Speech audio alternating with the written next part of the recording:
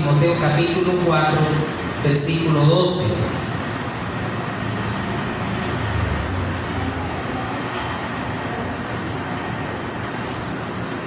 Y dice: no permitas que nadie menosprecie tu juventud. Ninguno tenga en poco tu juventud. No permitas que te tengan en poco por ser joven. Eso es un desafío. ¿Cómo lo va a lograr?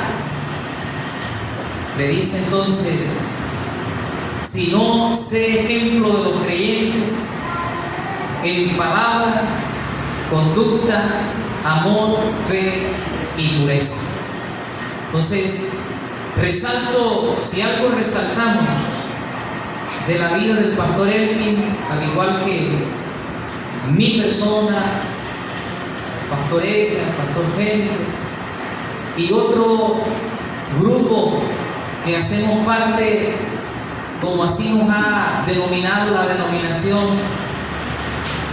del relevo generacional, de ese semillero que el Señor ha estado levantando, no en este tiempo, porque ya que uno lleva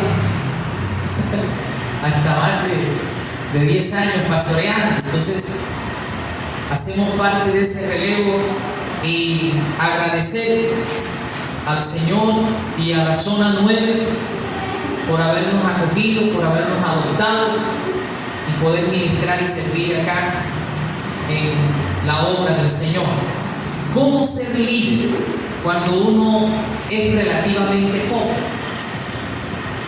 Es difícil ser líder cuando se es joven, porque la juventud es un periodo de mucha alegría, de gran privilegio. Es considerado como los mejores tiempos, porque nos consideramos en la juventud vigorosos y fuertes, llenos de energía, llenos de entusiasmo. Es maravilloso ser joven, pero al mismo tiempo puede ser extremadamente frustrante. ¿Por qué? Porque la generación de los mayores, el adulto mayor, no siempre confía en la generación de los jóvenes. Si tengo que abrir un pequeño paréntesis para recordarles a ustedes, mis amados hermanos, que a la edad de 25 años, cuando fui presentado en Pueblo Nuevo, Córdoba, circuito número 2, como candidato para esa iglesia, Cristo viene, los primeros argumentos que salieron a florecer, a relucir, fue eso: es un pelado, no tiene experiencia. Y lo segundo que me achacaron fue: es soltero. Y eso fue lo que en mi caso al iniciar me empecé a sentir como frustrado. Entonces yo dije: ¿cuándo? Sin embargo, para no alargar el testimonio, la iglesia terminó aceptándome. Me instalaron un 2 de agosto con la condición de que me fueran a evaluar en diciembre. Eso nunca se había visto. Que me evaluaran en 4 meses: agosto, septiembre, octubre, noviembre, diciembre, 5 meses. En diciembre vengan a evaluarlo para ver si nos dio o no. Entonces, gracias al Señor, estuve ahí por el lapso de 7 años para la gloria del Señor. Entonces, con frecuencia los adultos mayores nos tratan como si aún fuéramos niños. No aceptan fácilmente sus derechos de los jóvenes y les cuesta trabajo aceptarlos como líderes. Ese fue otro tercer argumento que salió en la vida de un hermano. Recuerdo yo que en plena escuela dominical se paró y dijo: es que ahora nos vino a pastorear un pelado, que puede ser hasta nieto mío, que él pasaba los 60 años. Yo decía: esta es una de las razones por las que con frecuencia los jóvenes se irritan y se frustran. Entonces, aquí encontramos lo que Pablo denomina las barreras del liderazgo de Timoteo. Se nota claramente esa tensión en ambos versículos, versículos 11 y 12, porque Timoteo había sido puesto en un grado de posición de autoridad. Era el representante del apóstol Pablo en la iglesia de Éfeso. Y como tal era su responsabilidad mandar y enseñar. Así lo dice en el versículo 11. Esto manda y enseña. Entonces, por otro lado, era joven. La edad de joven en el Nuevo Testamento raya en el promedio de 30 a 40 años, considerada como la edad donde un joven podía prestar o era llevado a prestar el servicio militar. Entonces, en comparación con algunos ancianos de la iglesia de Éfeso, se veía a Timoteo muy joven y por lo tanto había un peligro de que despreciaran su juventud y rechazaran su ministerio.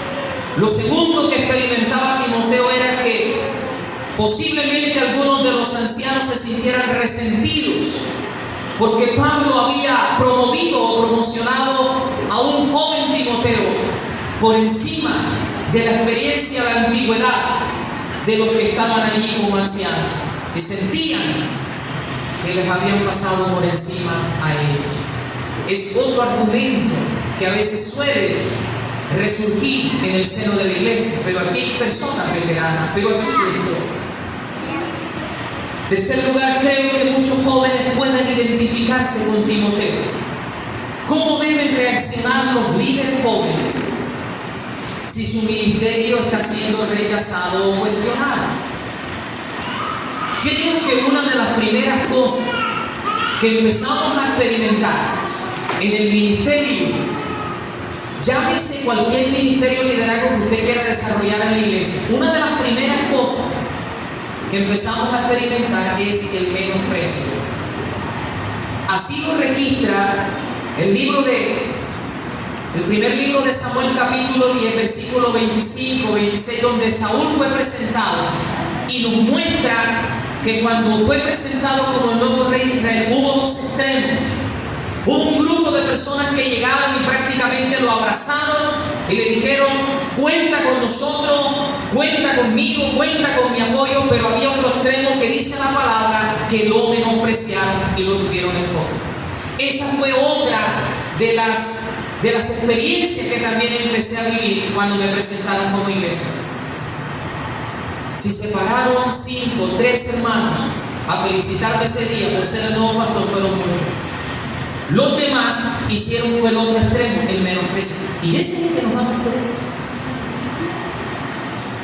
Y perdónenme la expresión, que es un término costeño, josipiano, con su rostro en un tono despectivo. ¿Ves? Entonces, ¿cómo debe reaccionar un joven, un líder, cuando su liderazgo está siendo rechazado o cuestionado? No con enojo, no enojarnos.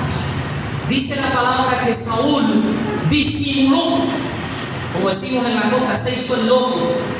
Y es una de las cosas que empieza uno en el seno de la iglesia cuando experimenta rechazo. Pasar por alto la ofensa, dice el proverbio. No con resentimiento, sino la propuesta del apóstol Pablo es, versículo 12, sino sé ejemplo. El ejemplo, amada iglesia, es un elemento muy valioso, pero a la vez muy delicado en el liderazgo. Porque si nos hubiera tocado liderar basado en el Antiguo Testamento, en el Antiguo Testamento se lideraba simplemente porque Dios escogía.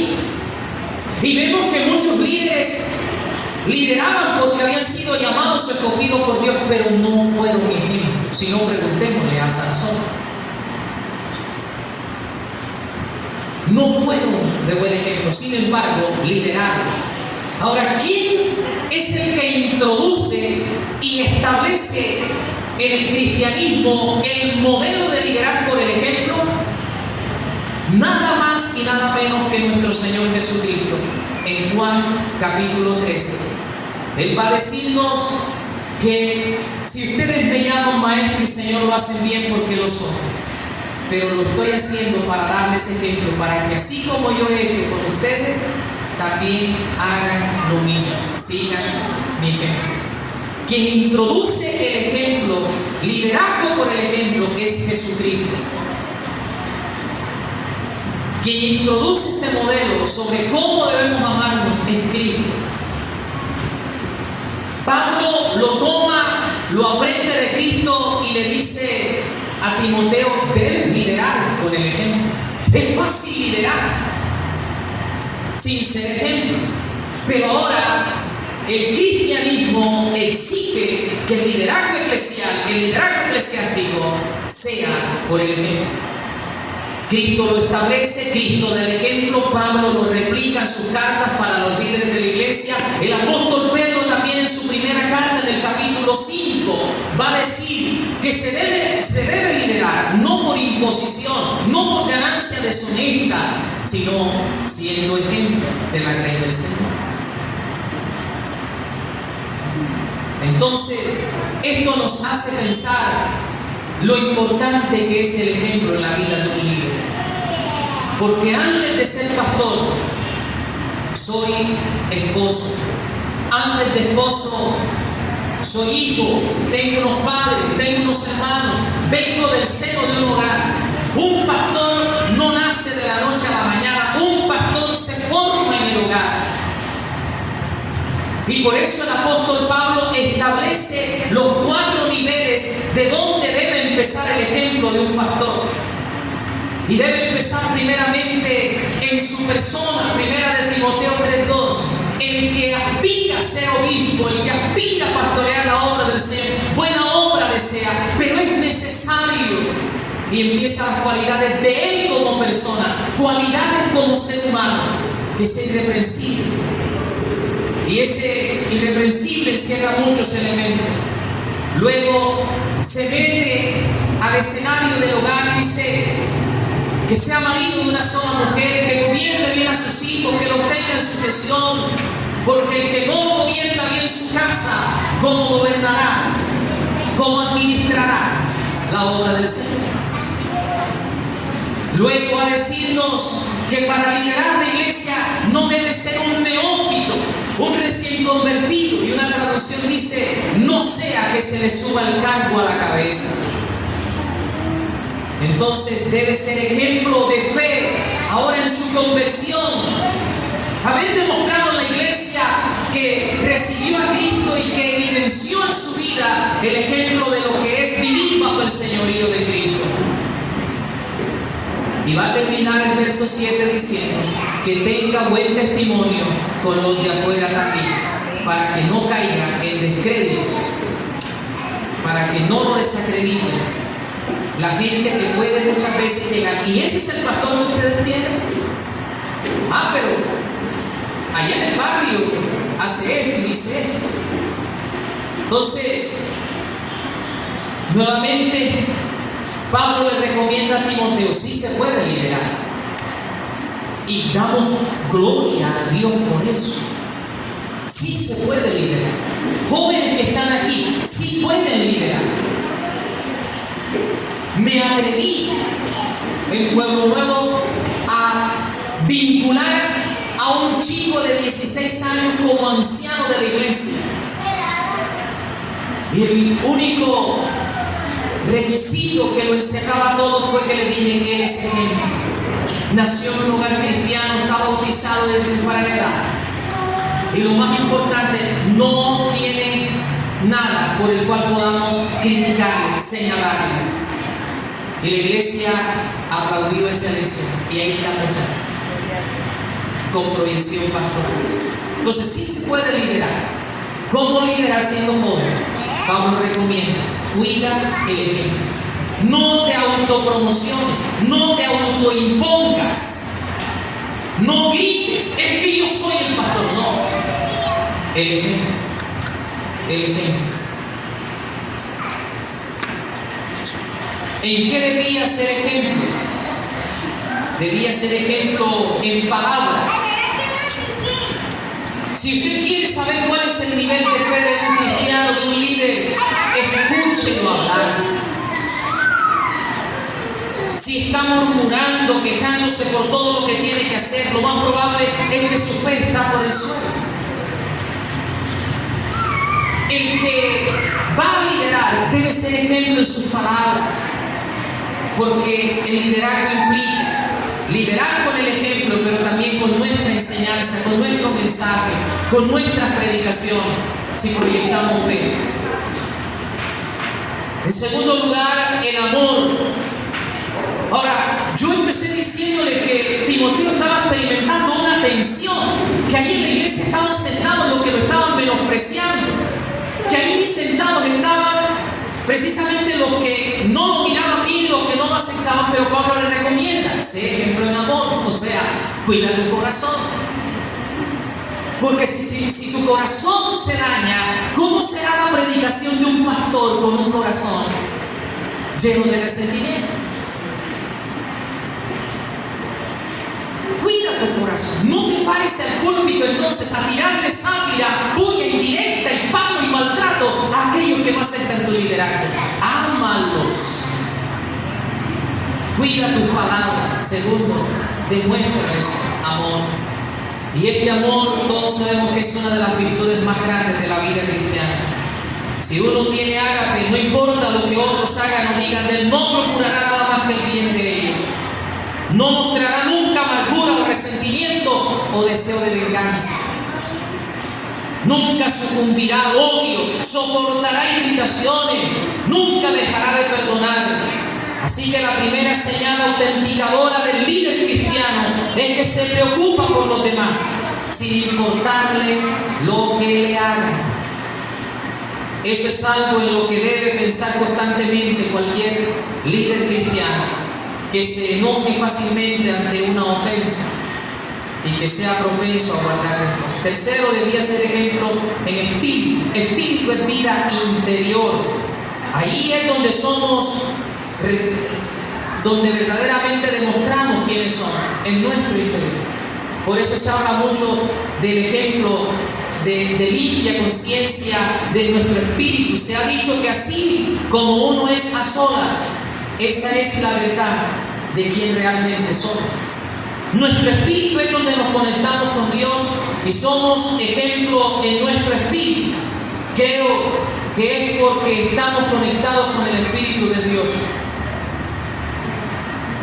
Lo otro en lo que debe ser ejemplo Timoteo es en lealtad, la fe, fidelidad y de manera innegable a Cristo, sin importar el precio. Mantente fiel y leal a Cristo. No permitas que nada aparte tu mirada de Cristo. Sé leal al llamado. Sé fiel a quien te llama. No es difícil ser buen soldado si las cosas van bien, pero soldado auténticamente de valor es el que puede pelear bien con el cuerpo cansado y el estómago vacío. Cuando la situación parece desesperada y en medio de movimientos que uno no puede entender. La marca autenticadora del dirigente cristiano es su lealtad a Cristo, a pesar de todas las circunstancias que vengan a su vida. Esto implica constancia, perseverancia, a pesar de venga lo que venga. Y la otra área donde Pablo le dice a Timoteo debía ser ejemplo era en la pureza. No se refiere al estado de la limpieza física de Timoteo, sino a la limpieza de sus pensamientos y comportamientos. La pureza es aceptación incondicional de los niveles de Cristo. Somos llamados a ser puros, porque los puros verán la gloria.